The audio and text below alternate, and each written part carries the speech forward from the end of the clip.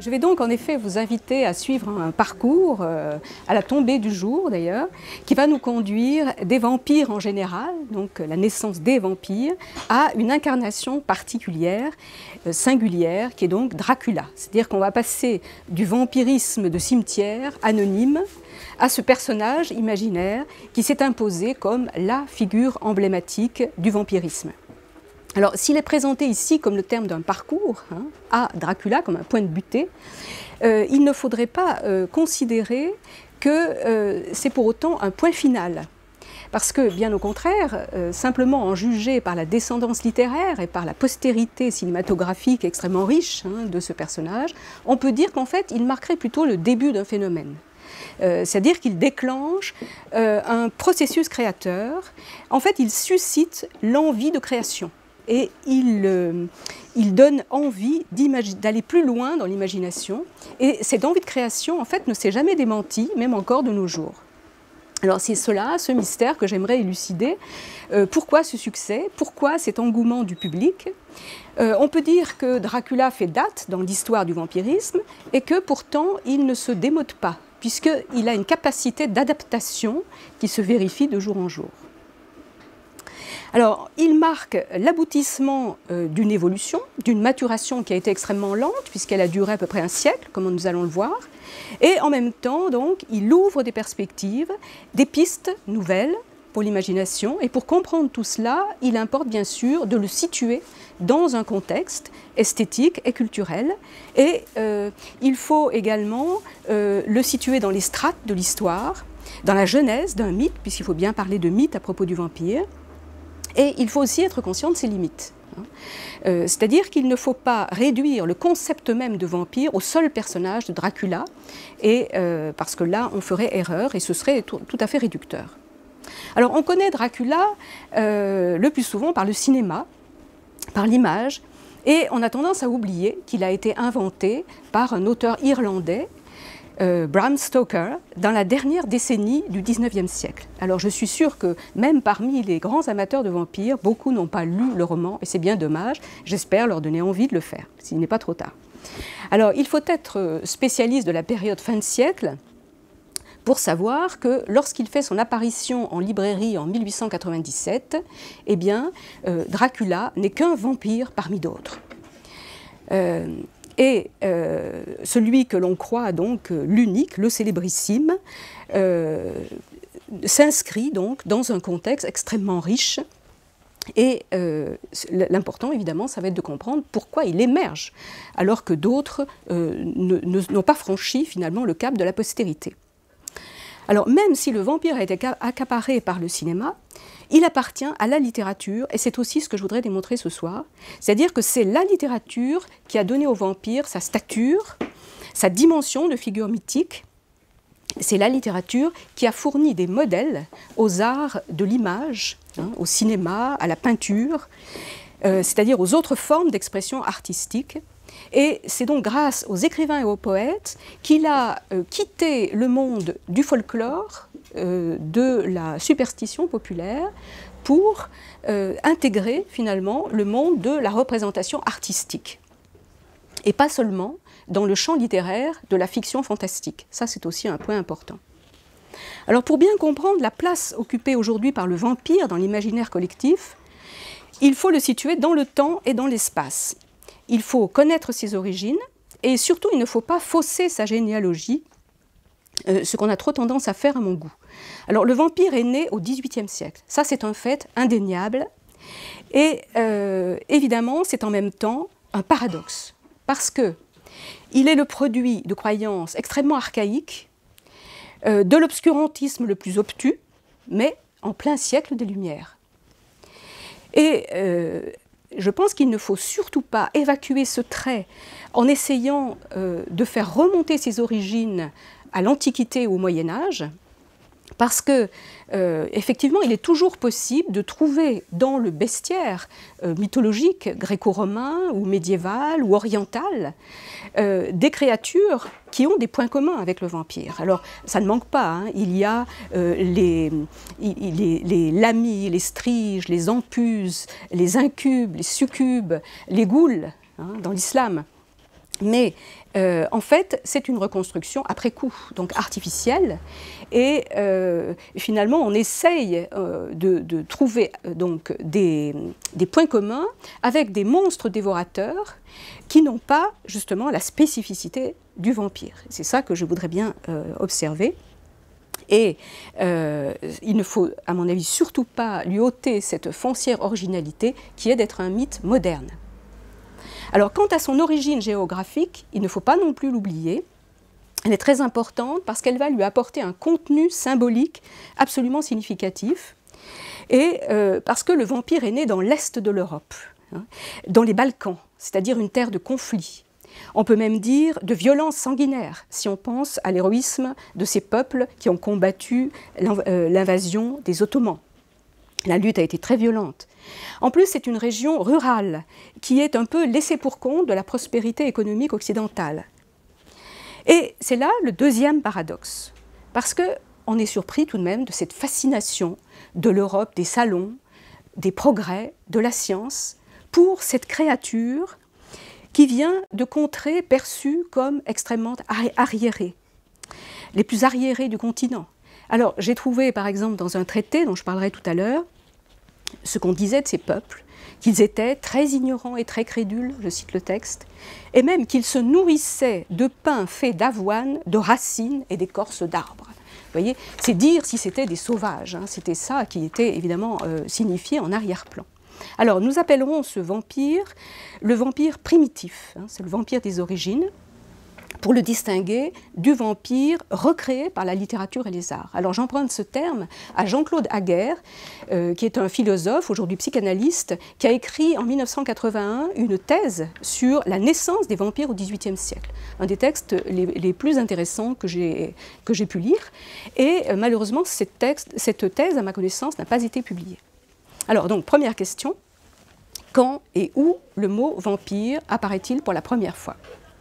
Alors, on peut tout à fait dater très précisément cet événement de l'année 1732. Alors, très exactement, en France, c'est le 3 mars, dans un journal qui s'appelle Le Glaneur de Hollande.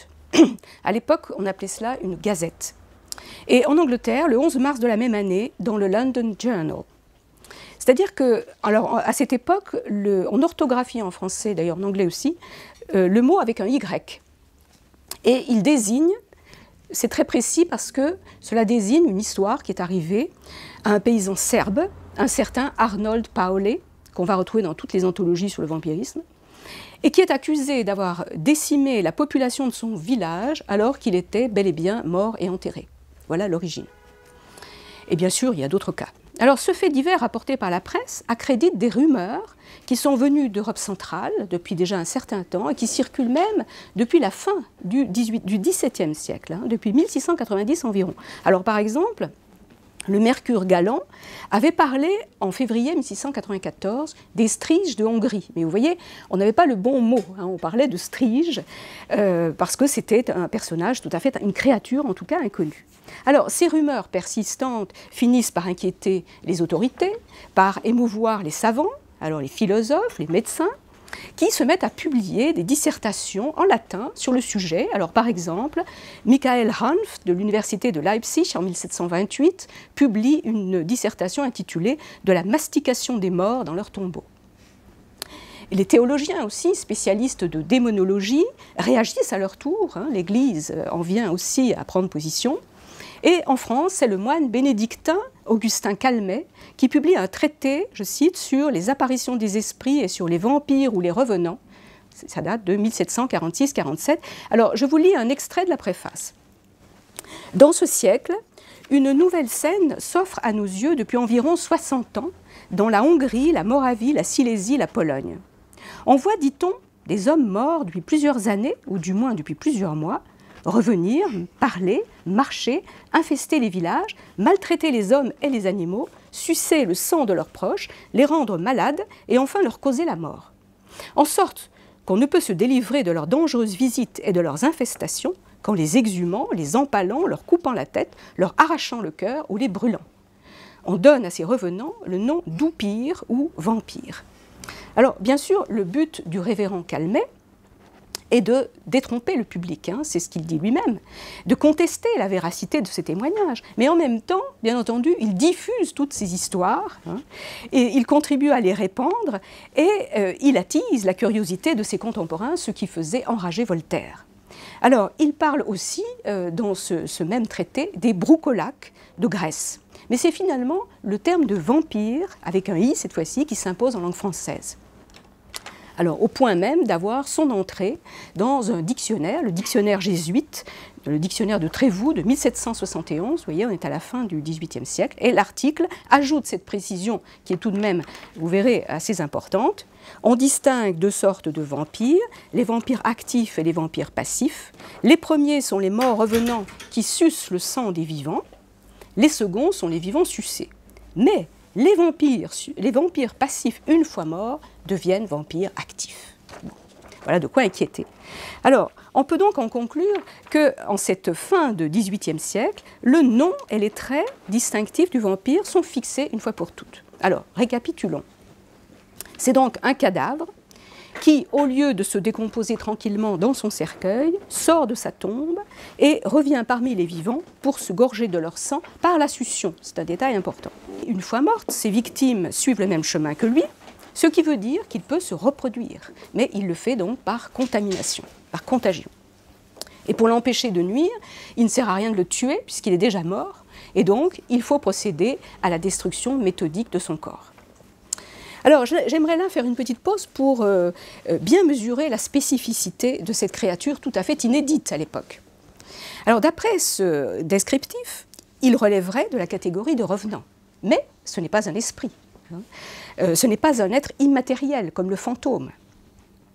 C'est ce qu'on appelle un revenant en corps, hein, c'est-à-dire en chair et en os. Et on ne peut pas non plus dire à son sujet que c'est une résurrection. Hein, il ne ressuscite pas vraiment, puisqu'il redevient cadavre, hein, par intermittence, puisqu'il regagne sa tombe après ses attaques. Donc, il s'agit tout au plus d'une survie posthume, ce qui est, vous le reconnaîtrez, une contradiction dans les termes. Hein, et on appelle cela, en rhétorique, un oxymore. Hein, le vampire est l'incarnation même de l'oxymore, c'est-à-dire un non-mort, undead, un mort vivant. Alors, on ne peut pas dire non plus qu'il soit immortel, puisque c'est lui-même qui doit assurer sa subsistance. Et si on fait une lecture chrétienne de sa condition, c'est-à-dire que si on croit que la mort c'est la séparation de l'âme et du corps, alors eh bien, le vampire est une dépouille sans âme. Et c'est donc une créature d'outre-tombe, mais qui est privée de toute spiritualité. Et qui est privée de toute transcendance. En plus, c'est un humain ordinaire. Et de ce fait, on voit bien que la notion d'au-delà prend un nouveau contenu ici. C'est-à-dire qu'il y a un déplacement qui s'opère de l'âme vers la matière, ce qui ne pouvait pas déplaire, bien entendu, à un siècle où s'imposait une philosophie matérialiste, selon laquelle l'âme perd sa nature divine et immortelle, c'est-à-dire que l'âme devient un principe de vie, un principe énergétique destiné à animer le corps.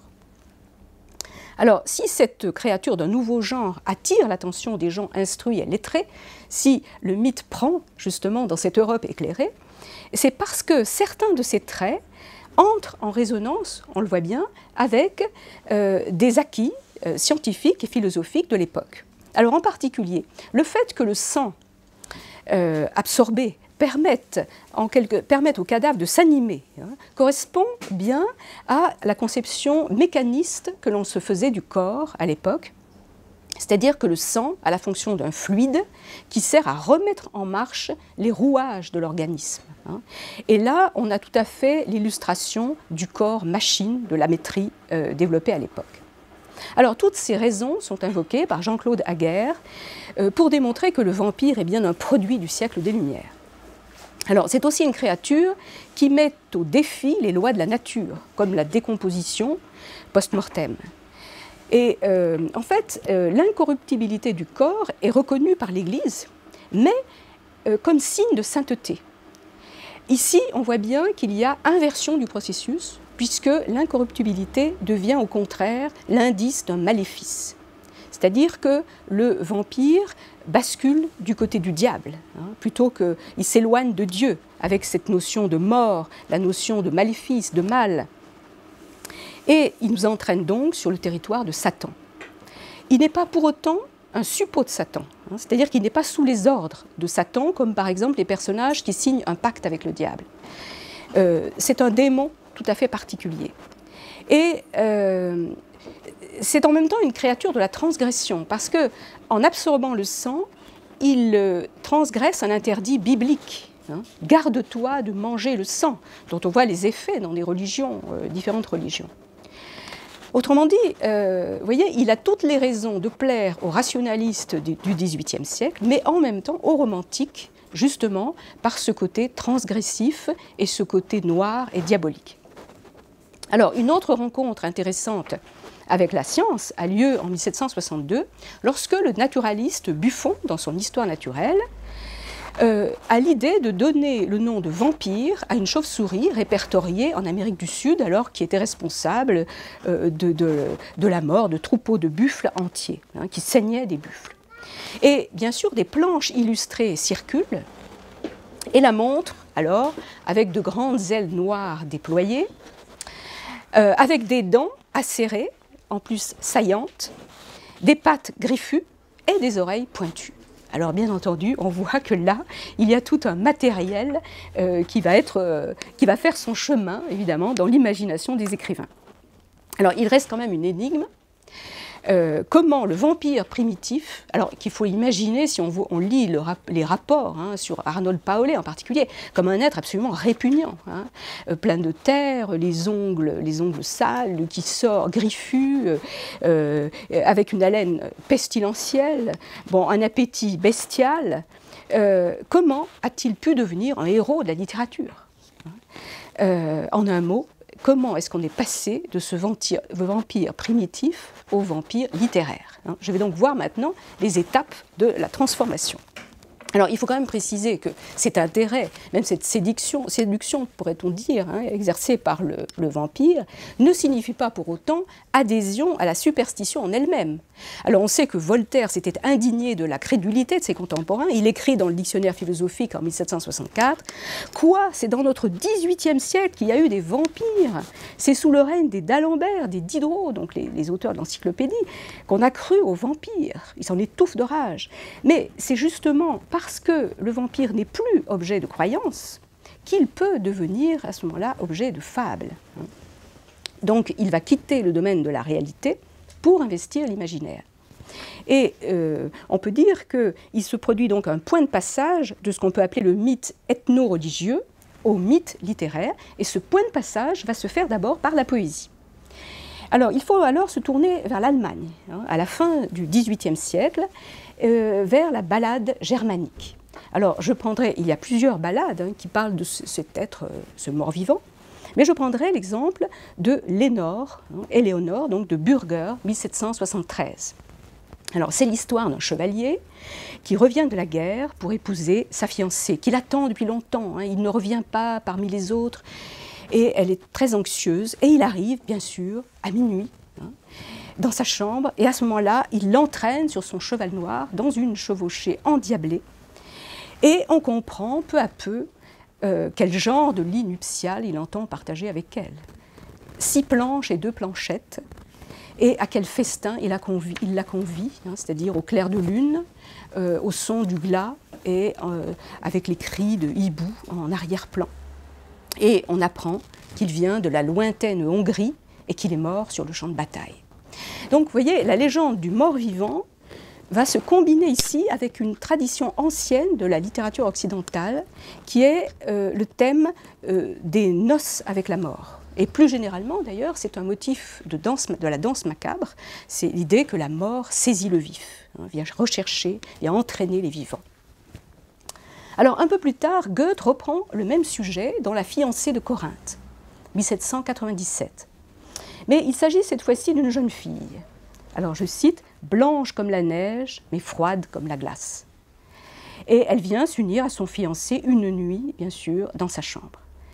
Et elle s'enfuit au champ du coq, après avoir aspiré le sang de son cœur, et le laisse mourir de langueur pour se tourner vers d'autres victimes. Alors je vous lis une strophe tout de même. « Une force me chasse hors du tombeau, pour chercher encore les biens dont je suis sevrée, pour aimer encore l'époux déjà perdu, et pour aspirer le sang de son cœur. Et quand celui-ci sera mort, je devrais me mettre à la recherche d'autres, et mes jeunes amants seront victimes de mon désir furieux. » Et on voit bien qu'il y a une évolution d'une ballade à l'autre. Bürger, lui, s'en tenait à une image allégorique de la mort. C'est-à-dire qu'à un moment donné, l'armure du chevalier tombe et découvre un squelette qui brandit non pas l'épée, mais une faux. Vous voyez, c'est une image conventionnelle de la mort. Alors que Goethe va l'infléchir, en plus c'est une figure féminine, et il l'infléchit vers l'être assoiffé de sang. Et pourtant, aucun ne prononce le mot de vampire. Mais le lecteur comprend bien qu'il a affaire ici à une créature d'un nouveau genre, qui n'est ni démon ni fantôme. Alors, la ballade de Bürger sera plusieurs fois traduite en anglais, en particulier par Walter Scott, et servira même de modèle aux poètes romantiques. Alors, Coleridge, Keats, parmi d'autres, qui imagineront à leur tour de nouvelles versions, avec des variantes. Il y aura Christabel, Lamia, et plus tard, elle sera clairement intégrée au monde du vampirisme par Bram Stoker lui-même. Alors, Bram Stoker a publié à part une nouvelle intitulée « L'invité de Dracula », qui était à l'origine d'ailleurs le premier chapitre du roman. Et là, il s'agit de la comtesse de Graz, c'est un vampire notoire, et on peut voir sur sa tombe, gravée dans le marbre, une épitaphe qui porte finalement un vers de Bürger, qui est le refrain qui vient rythmer la course nocturne des amants. Et le vers, c'est en allemand « Die Toten reiten schnell », c'est-à-dire « les morts vont vite ». Et on le trouve d'ailleurs en citation au début de Dracula, « The dead travel fast ». Donc c'est une manière de reconnaître la dette de la fiction envers les premières ballades germaniques qui sont absolument envoûtantes à lire et qui ont fait finalement un travail d'assimilation, puisqu'elles ont acclimaté la figure étrangère du vampire en l'intégrant à leur tradition nationale par la forme poétique, celle de la ballade qui était très populaire. Et évidemment, elles l'ont du même coup poétisé, embelli, en l'associant à la thématique de l'amour par-delà la mort, l'amour plus fort que la mort. Mais il faut attendre le début du XIXe siècle pour que toutes les conditions soient réunies pour faire entrer le vampire, cette fois-ci, dans le récit fictionnel, c'est-à-dire dans la prose. Alors, quelles conditions? Eh bien, la vogue du conte fantastique, avec les nouvelles d'Hoffmann qui sont traduites, qui circulent dans toute l'Europe, et donc la vogue de la forme brève, le goût romantique aussi pour la passion et le macabre, ce qu'on a appelé le romantisme noir, et puis des circonstances tout à fait particulières qui ont réuni des poètes anglais au bord du lac de Genève pendant l'été 1816. Alors, ce n'est autre que Lord Byron en personne, exilé sur le continent, qui invite dans une villa qu'il a louée, la villa Diodati, il invite Shelley, le poète Shelley, et sa femme Mary. Et il se trouve que c'est un été pluvieux, qu'ils s'ennuient à mourir, et donc, qu'est-ce qu'ils font? Ils se racontent des histoires de fantômes, de revenants. Et alors, ils en lisent dans des anthologies qui ne manquent pas, mais en même temps, ils en inventent. Et c'est là que Mary Shelley écrit l'ébauche de son Frankenstein, et que Lord Byron commence un récit sur les vampires. Seulement, ce récit restera inachevé, il nous est parvenu sous forme de fragments, et c'est son secrétaire et médecin particulier, John William Polidori, qui reprend le sujet et le développe dans une brève nouvelle intitulée The Vampire, avec un Y, donc le vampire. Alors, en fait, Polidori était très jeune, il avait 20 ans, il avait reçu d'ailleurs son diplôme de médecine à 19 ans, mais il était devenu le souffre-douleur de Byron, et d'une certaine manière, il se venge en imaginant le personnage de Lord Ruthven, qui est donc son vampire. Lord Ruthven d'ailleurs était débauché, cynique, cruel. Donc on voit bien à qui il pensait en écrivant cela. Et d'ailleurs lui-même, Polidori a eu une triste fin. Il s'est suicidé à 25 ans en prenant du cyanure. Voilà. Donc la nouvelle est publiée dans une revue le New Monthly Magazine en 1819 et faussement attribuée à Byron. Alors elle serait passée peut-être totalement inaperçue s'il n'y avait pas eu ce détail, bon, qui est tout de même un petit peu orchestré par le directeur de la revue. Et évidemment, le succès est immédiat. La traduction en français porte sur l'édition L'Avocat de 1819, nouvelle traduite de l'anglais de Lord Byron. Hein, c'est un argument qui fait vendre.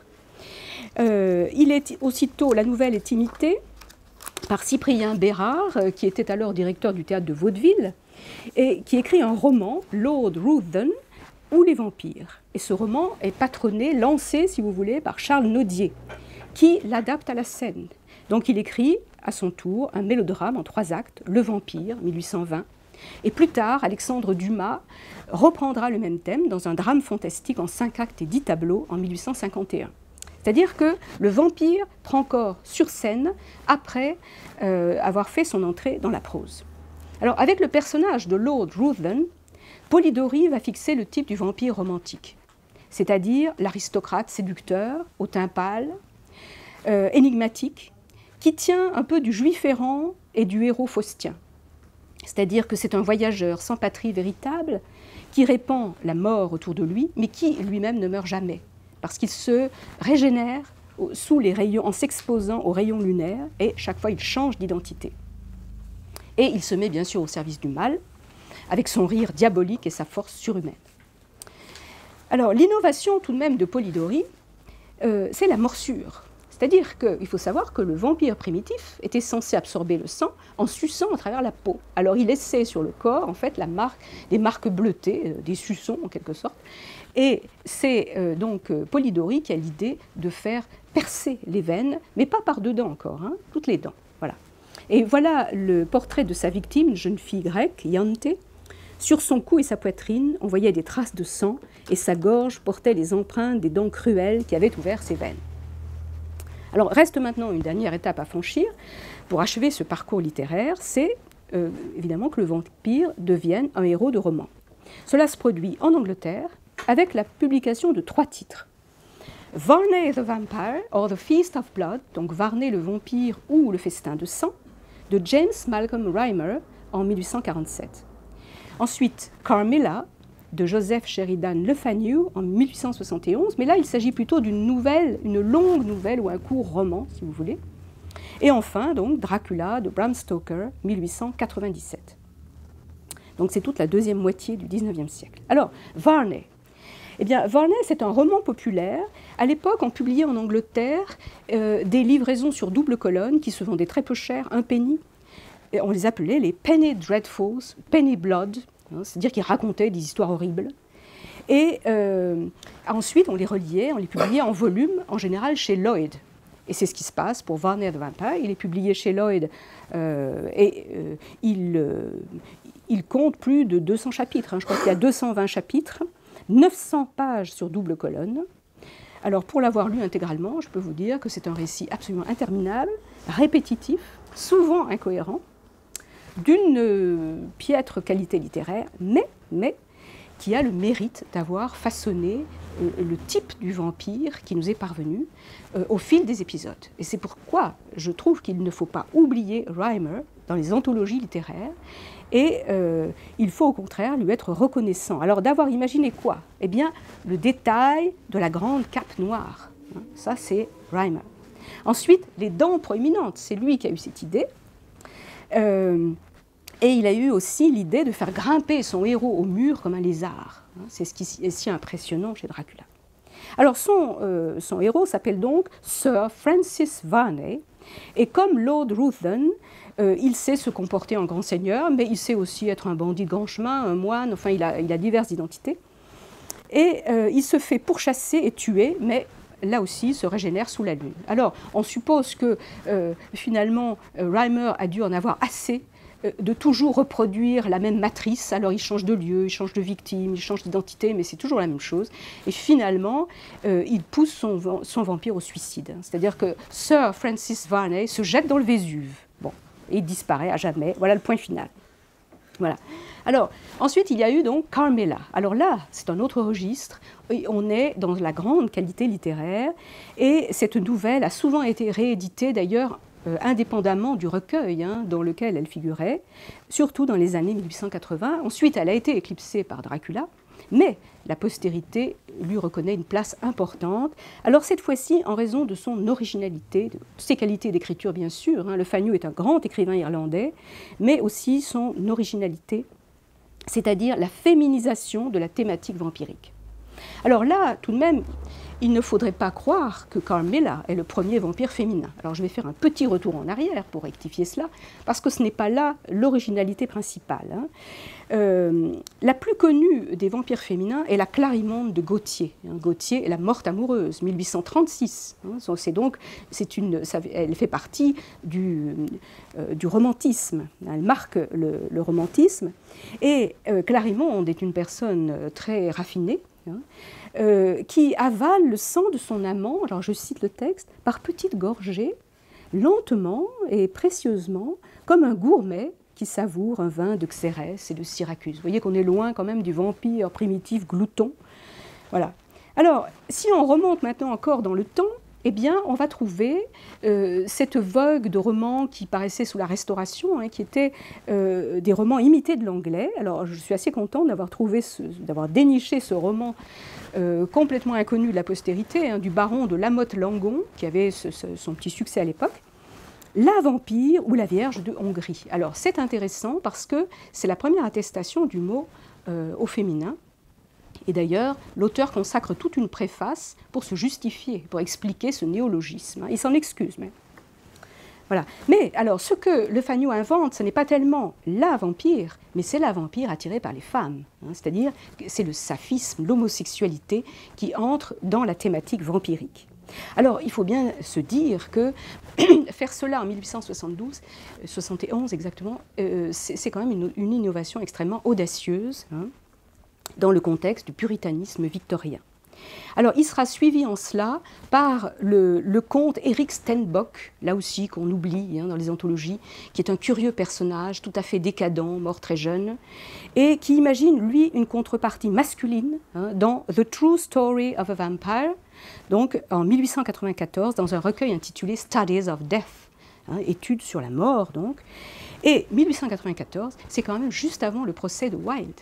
Donc, imaginer un vampire homosexuel, bon, c'était quand même s'exposer aux foudres de la censure. Et Wilde, donc, le procès, malheureusement, nous a rappelé qu'en Angleterre, l'homosexualité était punie par le bagne. Voilà. Alors, Stoker, lui, ne s'y risquera pas, mais il mettra au premier plan un personnage féminin, le personnage de Lucy Westenra, qui assume le double rôle de la victime et de la prédatrice, vampire passif et vampire actif. Il fera beaucoup d'autres emprunts d'ailleurs à Le Fagno, par exemple la présence d'un spécialiste du vampirisme chargé d'éclairer le lecteur sur le sujet, d'organiser la chasse aux vampires, tout le rituel de mise à mort du vampire, tout ça c'est plus ou moins évidemment inspiré de Le Fagno. Alors j'en arrive donc maintenant à Bram Stoker, qui donc a été lecteur avant de concevoir à son tour une histoire de vampire, un lecteur de Polidori, de Reimer, de Le Fagno. Ce qui fait que son histoire est un peu une somme, une sorte de synthèse des acquis de l'époque. Bram Stoker n'était pas écrivain professionnel, c'était un homme de théâtre. Il était régisseur au Royal Lyceum Theatre, dirigé par l'acteur Henry Irving. Et cet acteur Henry Irving, il aurait beaucoup aimé lui faire jouer le rôle de Dracula. Alors vous voyez qu'ici, on le voit dans le rôle de Méphistophélès, et on voit qu'en effet, il aurait fait un bon vampire. Mais il n'a jamais voulu accepter ce rôle. Voilà. En fait, Bram Stoker fait lire sur scène, non pas jouer, mais fait lire sur scène par toute la troupe, une version dramatisée de son roman, et qu'il intitule Dracula or the Undead, et c'est ensuite qu'il le publiera la même année sous le titre simplifié de Dracula. Alors c'était pour d'obscures raisons de droit d'auteur. Alors, mais ce qui est important ici, c'est ce passage sur la scène.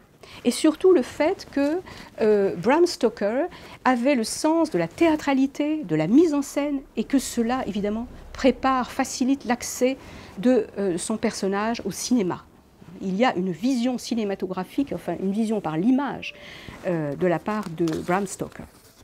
Voilà, alors maintenant j'en arrive à cette question. Pourquoi donc la Grande-Bretagne est-elle devenue la terre d'élection du vampire romanesque surtout? Alors là encore, il ne faudrait pas limiter le roman à Dracula. Il y a eu des romans en France. Il y a eu Paul Féval en particulier, qui a publié aussi une vampire, La Vampire en 1850, et qui d'ailleurs dit que toutes ces horreurs ne peuvent se passer qu'en Angleterre, que c'est la dégradation anglaise. Bon. Néanmoins, il reprend le sujet. Il y a également la ville vampire, 1875, alors qui est une parodie absolument désopilante sur le vampirisme. Et il y a beaucoup plus tard, en 1922, ce roman de Rachilde, Le Grand Seigneur. Seigneur écrit bien sûr AI. Alors, voilà pour les romans français, mais il y en a d'autres qu'il faudrait citer, que je citerai peut-être tout à l'heure. Alors, c'est parce qu'il existait donc, la réponse à la question « Pourquoi l'Angleterre ?» Eh bien, c'est parce qu'il existait en Angleterre une tradition littéraire, depuis la fin du XVIIIe siècle, qui tirait tous ces effets de la terreur que l'on connaît. C'est le roman gothique, ou roman noir, ou roman terrifiant. C'est-à-dire que l'objectif des romanciers était de faire peur, et l'attente des lecteurs, c'était d'avoir peur, mais d'avoir peur avec délice, évidemment, tout seul devant son livre. Alors, Anne Radcliffe s'était fait une spécialité des héroïnes persécutées dans de vastes châteaux, c'est les mystères d'Udolpho, 1794. Lewis avait inventé un personnage terrible, Ambrosio, moine diabolique, assassin, incestueux, pervers, qui paraît en 1796, et beaucoup plus tard, en 1820, un pasteur anglican, Mathurin, avait raconté l'histoire d'un damné, il était irlandais aussi, qui, pour se libérer du pacte signé avec Satan, répand le malheur autour de lui. C'est Melmoth, The Wanderer, l'homme errant. Alors, la structure de ces romans comportait invariablement un personnage terrifiant, des victimes, et un décor inquiétant, qui pouvait être la nature sauvage ou une demeure noire. Et on voit bien comment la fable effrayante des vampires a pu s'inscrire dans ce schéma, et comment, par un effet retour, cette tradition a modelé le personnage du vampire. Vous voyez, il s'agit donc d'un phénomène d'interaction extrêmement fructueux qui va se faire à l'avantage du vampire. Alors, par exemple, pour Bram Stoker, le cadre de l'action va prendre de l'importance, mais ça dans toutes les histoires de vampires, mais Stoker va le travailler particulièrement. C'est-à-dire que le cimetière de village des chroniques va s'étoffer, va devenir le caveau, la crypte de l'abbaye ou du château. La campagne va devenir plutôt la montagne, avec des rochers, la forêt obscure.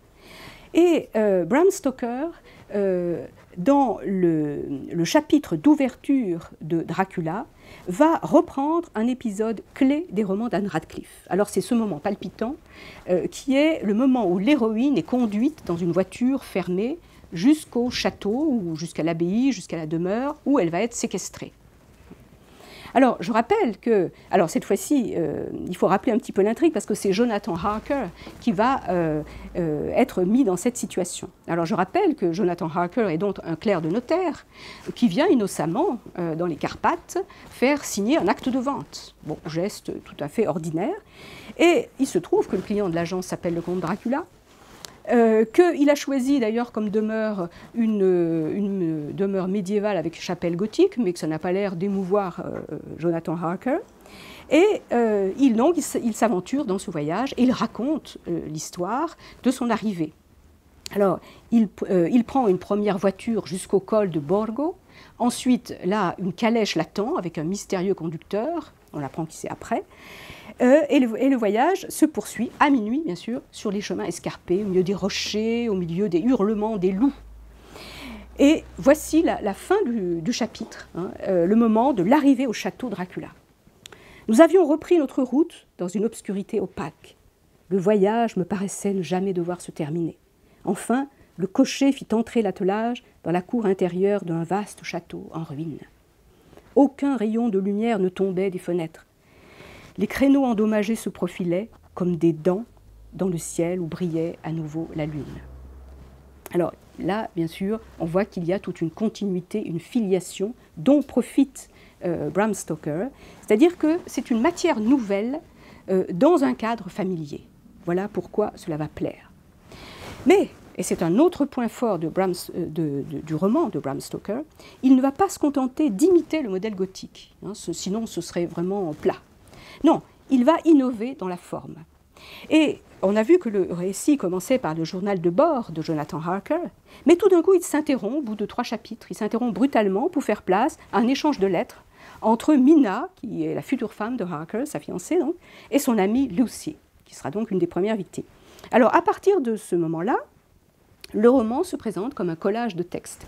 Alors, il y a un chapitre qui est le chapitre 9 qui est particulièrement net pour ce collage. Hein. On voit, par exemple, ici, en capitale, télégramme, ensuite lettres. Hein. Ensuite, alors, par exemple, la dernière page, vous voyez, c'est une succession, c'est extrêmement aéré hein, comme mise en page, une succession de 3 télégrammes. Voilà.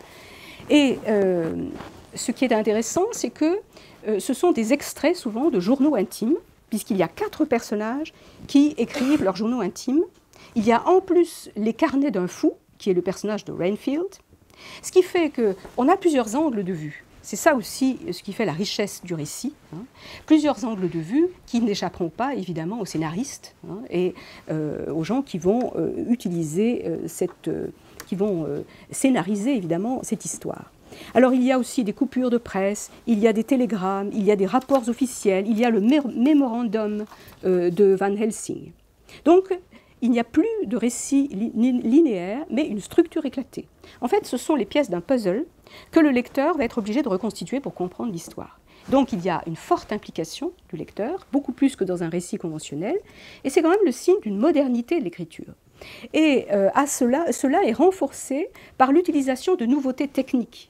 Il introduit en fait la machine à écrire, c'est-à-dire qu'on voit Mina Harker en train de taper les différents, parce qu'elle va faire la synthèse de tous les journaux intimes, de tous les témoignages.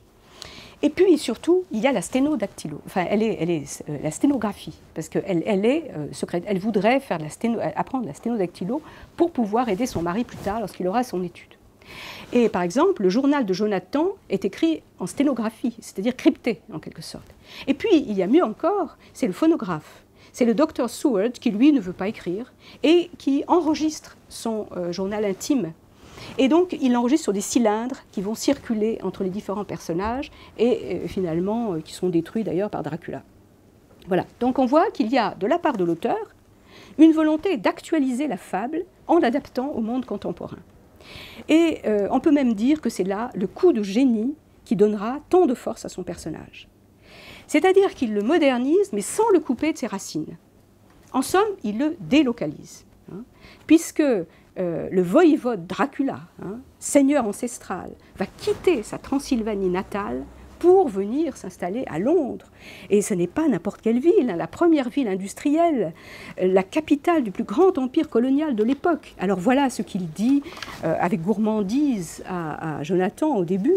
« Je languis de me retrouver dans les rues encombrées de votre puissante Londres, de me retrouver dans un tourbillon d'humanité pressée, de partager tout ce qui en est, les vies, morts, métamorphoses. » Et donc, pour rendre son personnage crédible, Bram Stoker va s'appuyer sur une documentation très sérieuse, hein, et pas seulement livresque, puisqu'il va tirer ses informations sur le vampirisme d'une source savante, en la personne d'un orientaliste hongrois. Il avait une chaire à l'université de Budapest, Arminius Vambry, qui lui raconte des histoires de vampires, de Hongrie, de Transylvanie, et qui lui transmet tout son savoir sur le sujet. Et d'ailleurs, Stoker va lui rendre hommage en inventant le personnage de Van Helsing, qui, comme lui, aura un accent étranger, mais il vient de Budapest, il vient d'Amsterdam. Et pour donner une identité à son héros, qu'il appelait au début Comte Vampire, il a l'idée de faire des recherches sur l'histoire de ces pays d'Europe centrale qui sont à l'origine du mythe. Alors, ça se passe encore pendant un été pluvieux, vous allez voir. C'est donc en été... voilà aussi comment on peut expliquer qu'il se passe beaucoup de choses aussi en Angleterre, parce qu'il passe ses vacances en famille sur la côte du Yorkshire, à Whitby. Donc, il en est réduit à passer son temps à la bibliothèque et il découvre un livre écrit par un diplomate anglais sur les princes de Valachie et de Moldavie, on les appelait donc des voïvodes. Et c'est là qu'il trouve l'histoire de Vlad Tsepes, qui veut dire Vlad l'Empaleur, qui était un héros national. Hein. Il avait héroïquement repoussé les Turcs Mais il avait quand même un péché mignon qui était d'empaler ses ennemis et d'y prendre plaisir. Hein. Alors, il y a des gravures qui le représentent en train de festoyer au milieu des corps empalés. Voilà. Du coup, on lui avait donné un surnom, Dracul, qui veut dire, en valaque, qui veut dire diable. Et c'est là que Bram Stoker va trouver son patronyme. Là aussi, c'est un coup de génie, parce que Dracula, ça sonne bien. Hein. C'est-à-dire que, surtout, il fait la jonction entre la légende et l'histoire, hein, entre le vampire primitif et la figure historique du prince. Voilà. Alors, ça fait beaucoup pour la stature du personnage. Et on voit donc bien que le succès du roman de Bram Stoker n'est pas seulement dû à des qualités littéraires, mais qu'elle est due à tout ce contenu symbolique qui sera véhiculé par le personnage. Alors, il vient de la nuit des temps, puisque sa mort remonte au XVe siècle, et il apporte avec lui la terre de son pays. Pourquoi? Pour se reproduire, prospérer, avoir une descendance. Et ce n'est pas une poignée de terre qu'il apporte, c'est 50 caisses. Hein. C'est-à-dire pour avoir une certaine mobilité, pour se déplacer, puisqu'il doit se réfugier chaque fois dans son cercueil.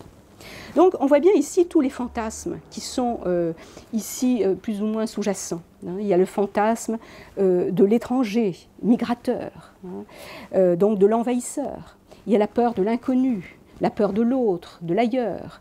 Il y a des implications aussi politiques dans tout cela. Hein. C'est un petit peu le retour de bâton de la colonisation, c'est-à-dire le colonisateur colonisé à son tour.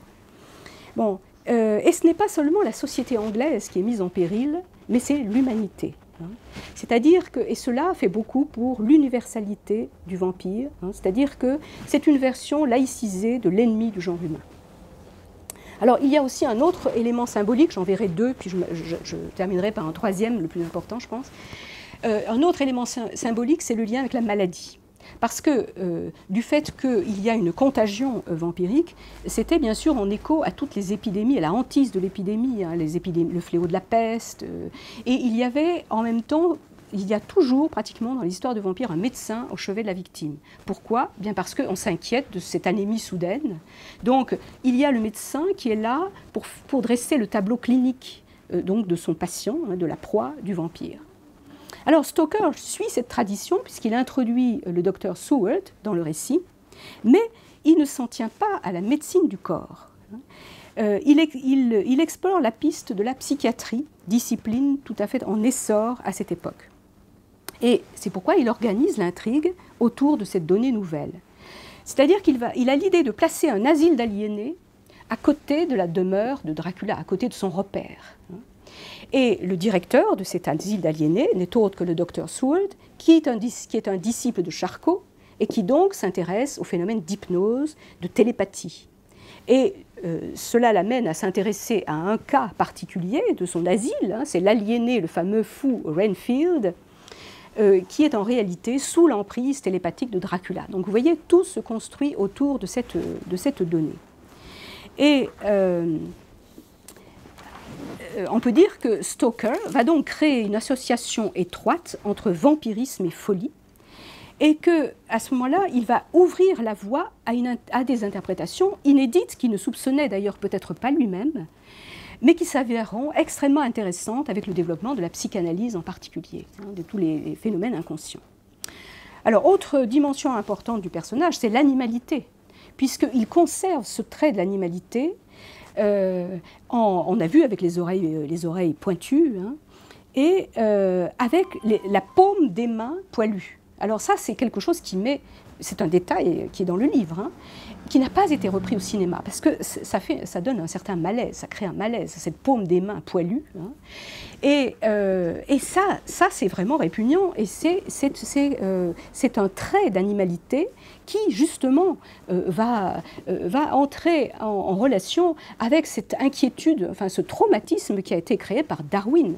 Darwin, au milieu du siècle, avec sa théorie de l'évolution, introduit l'idée qu'il y a une continuité entre l'homme et l'animal. C'est-à-dire que l'homme n'est plus cette créature élue de Dieu, à part, mais non, elle fait partie de l'évolution générale et elle est très proche de l'animal. Et ça fait très peur. C'est refusé, évidemment, par l'Église. Alors, parmi toutes ces perspectives ouvertes à l'imagination par Dracula, je voudrais terminer par celle qui est certainement la plus féconde, parce que la plus jubilatoire, c'est la piste érotique, bien sûr. Alors, l'avidité légendaire du vampire est interprétée comme de la concupiscence, et l'étreinte vampirique comme un simulacre de la relation amoureuse. Alors, on a vu que Théophile Gautier et Le Fanu avaient déjà tiré parti de cet élément, mais ils en étaient restés à un certain érotisme, un peu voilé, un peu poétisé. Alors que Stoker, lui, va passer l'érotisme à la franche sexualité, avec parfois des situations un peu crues, comme vous allez le voir. Alors, il explore aussi, ce qu'il fait qui est important, c'est qu'il va explorer les deux versants du désir, hein, le versant masculin et le versant féminin. Alors d'abord, le désir viril, qui est incarné par Dracula, bien entendu, dans un épisode plus que suggestif. Hein. Alors, c'est le moment où tout bascule pour le comte Dracula, parce qu'il est très sérieusement pourchassé par les 4 chasseurs de vampires, et il est en train d'essayer de s'approprier Mina, hein, de vampiriser Mina, qui résiste. La scène se passe dans la chambre conjugale du couple Harker. Le mari est hors jeu parce qu'il a été hypnotisé, hein, donc il est inconscient dans un coin. Et le comte est surpris donc, par les chasseurs de vampires, en train de forcer Mina à avaler son sang pour la faire sienne. Alors, c'est l'un des témoins, le docteur Seward, c'est dans son journal, qu'est raconté la scène. Alors, je la lis. De la main gauche, il tenait les 2 mains de Mrs. Harker et les écartait le plus possible du corps. De sa main droite, il avait saisi le cou, obligeant son visage à se pencher sur sa poitrine. La chemise de nuit blanche était éclaboussée de sang et un mince filet rouge coulait sur la poitrine dénudée de l'homme. Alors cette même scène est racontée une 2e fois par Mina elle-même. Je cite. « Il déboutonna sa chemise et d'un coup d'ongle s'ouvrit une veine de la poitrine. Quand le sang commença à jaillir, il prit mes 2 mains dans une des siennes et de l'autre m'empoigna le cou, me forçant à approcher ma bouche de la blessure. Je devais suffoquer ou avaler de ce...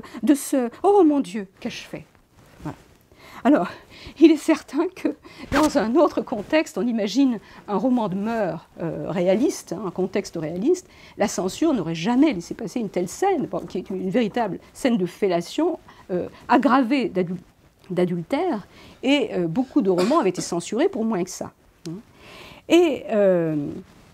Et ça, c'est une des particularités des récits vampiriques, que de se permettre, on l'a vu déjà avec Le Fanu, mais que de se permettre de ces indécences. Alors maintenant, du côté féminin, on trouve l'équivalent avec l'épisode de Jonathan, lorsqu'il est assailli par les 3 vampires femelles du château Dracula, vous savez, au début du roman. Alors, je lis là aussi le passage.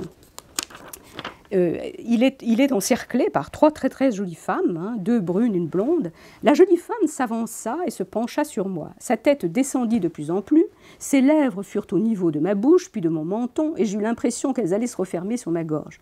Mais non, elle s'arrêta, et j'entendis le bruit, un peu semblable à un clapotis que faisait sa langue en léchant encore ses dents et ses lèvres, tandis que je sentais le souffle chaud passer sur mon cou.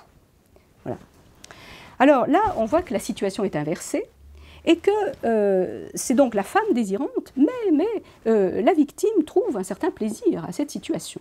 Et d'ailleurs, Jonathan s'avoue séduit, hein, il écrit « Je fermais les yeux, pris par un sentiment d'extase ». Vous savez la suite, c'est-à-dire que Dracula arrive et arrache sa proie aux 3 femmes, il est fou de jalousie. Alors, on voit bien que Stoker montre ici l'image de la tentatrice, hein, c'est-à-dire la femme voluptueuse, lubrique, qui se déchaîne d'ailleurs, et qui entraîne l'homme dans l'ivresse des sens, qui lui fait littéralement perdre la tête.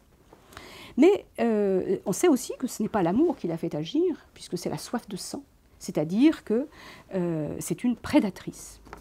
Et là, on reconnaît dans ces 2 actes, hein, la séduction et la destruction, on reconnaît les caractéristiques de la femme fatale.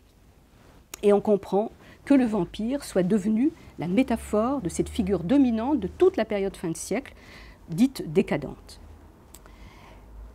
Et là, il faut quand même signaler les limites du personnage de Dracula, c'est-à-dire que, enfin du roman de Dracula, parce que Bram Stoker n'est pas l'initiateur de ce phénomène. Baudelaire avait déjà imaginé la femme aimée sous les traits d'un vampire, hein, dans 2 poèmes des Fleurs du Mal, ça remonte à 1857, dont l'un avait été censuré, hein, Les Métamorphoses du vampire, qui est publié dans Les Épaves. Alors, on peut dire que l'auteur de Dracula a contribué à la diffusion et à la popularité de l'analogie, mais qui n'en est pas la source. Et on ne compte plus je cite, vampiresses, lady vampire, femme vampire, vampire femelle, dans des recueils de poésie, dans des romans de mœurs, qui n'ont absolument rien, et ces personnages n'ont rien de surnaturel. On est totalement en dehors du domaine fantastique. Alors, pour le plaisir, je vous cite quelques titres.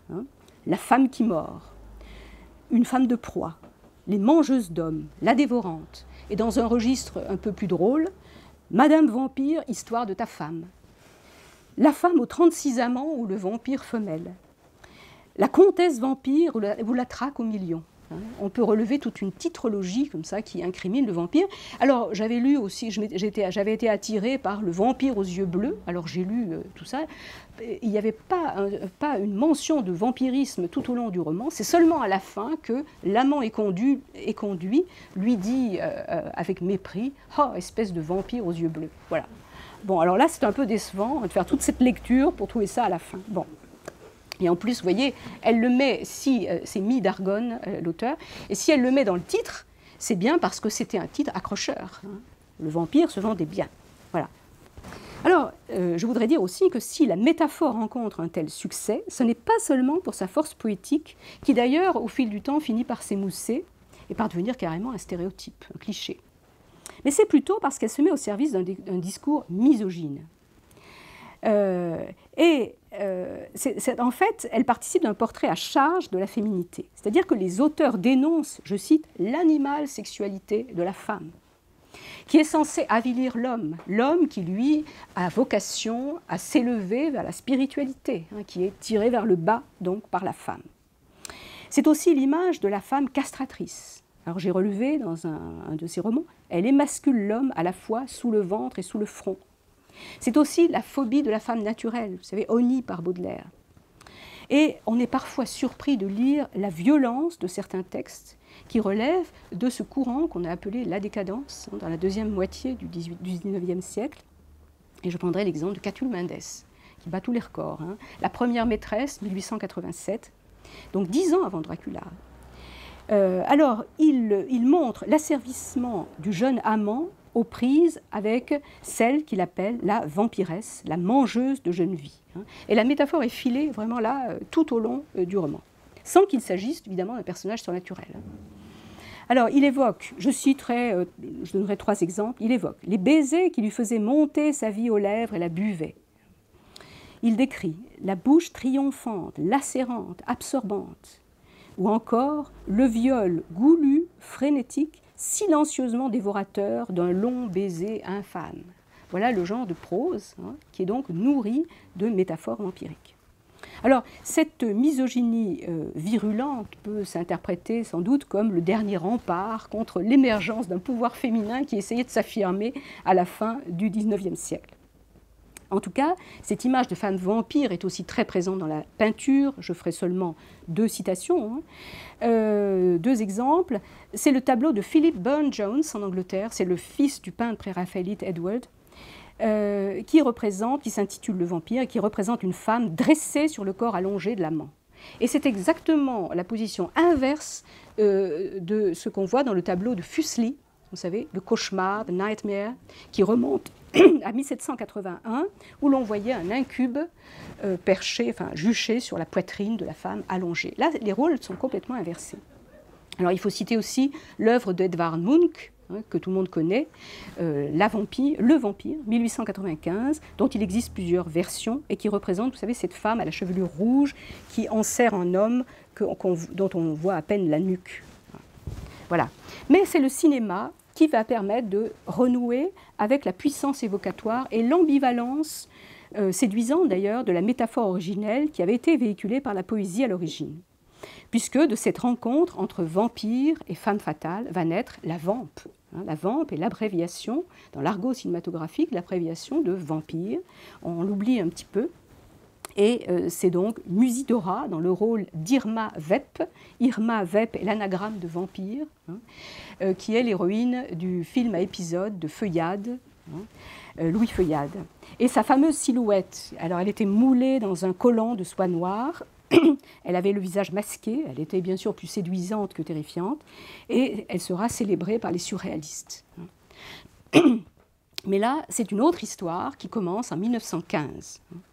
Et Bram Stoker, lui, meurt en 1912, sans se douter qu'avec son roman de Dracula, il avait ouvert les vannes de l'imagination pour les générations futures, et sans se douter non plus que la destinée de sa créature lui échapperait, au point de faire oublier même le nom du créateur. Voilà, je vous remercie.